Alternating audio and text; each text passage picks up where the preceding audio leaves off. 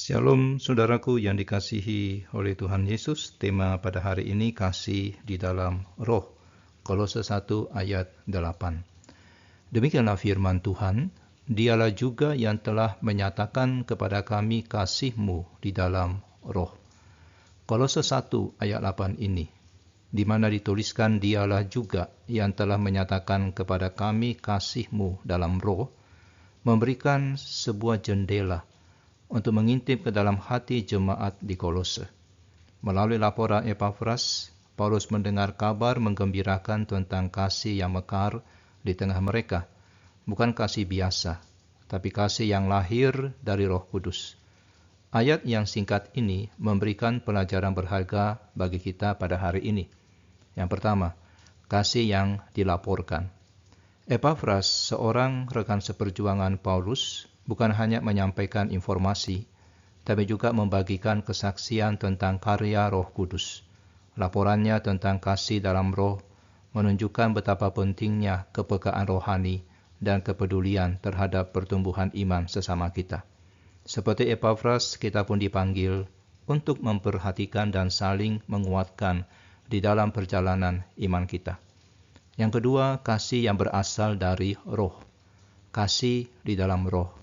Ini bukan hasil usaha manusia, tetapi merupakan anugerah Allah yang dicurahkan melalui Roh Kudus. Kasih ini melampaui kemampuan manusia, bersifat agape, kasih tanpa syarat yang mencerminkan kasih Allah sendiri.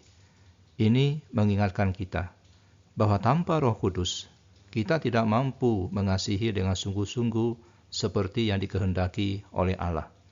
Yang ketiga, kasih yang mempersatukan. Di tengah keberagaman latar belakang, kasih dalam roh menjadi perekat yang mempersatukan jemaat Kolose. Kasih ini mengatasi perbedaan dan prasangka, menciptakan ikatan persaudaraan sejati dalam Kristus. Saudara, di tengah dunia yang semakin terpecah belah, kasih ini menjadi teladan dan kesaksian yang kuat akan kuasa Injil. Dan yang keempat, kasih yang menunjukkan pertumbuhan rohani. Kasih dalam roh adalah buah yang nyata dari kehidupan yang diubahkan oleh Kristus. Kasih ini bukan sekedar teori atau sebuah pengetahuan, tapi manifestasi yang nyata dari iman yang hidup. Seperti jemaat Kolose, kita pun dipanggil untuk menunjukkan buah roh dalam kehidupan sehari-hari, menjadi saksi Kristus melalui kasih yang kita tunjukkan. Dan yang kelima, kasih yang melindungi dari kesesatan. Di tengah pengaruh ajaran-ajaran sesat, kasih dalam roh menjadi benteng pertahanan bagi jemaat Kolose. Kasih ini meneguhkan identitas mereka sebagai umat Allah dan membimbing mereka untuk tetap berpegang teguh pada kebenaran Injil. Dalam dunia yang penuh dengan ajaran yang menyesatkan, kasih dalam roh menjadi kompas yang menuntun kita kepada Kristus. Dan yang keenam, kasih yang menguatkan. Saudaraku, laporan Epafras tentang kasih jemaat Kolose menjadi sumber penguatan bagi Paulus. Kasih ini menunjukkan bahwa pekerjaan Tuhan itu nyata di tengah-tengah mereka, memberikan harapan dan semangat di tengah tantangan.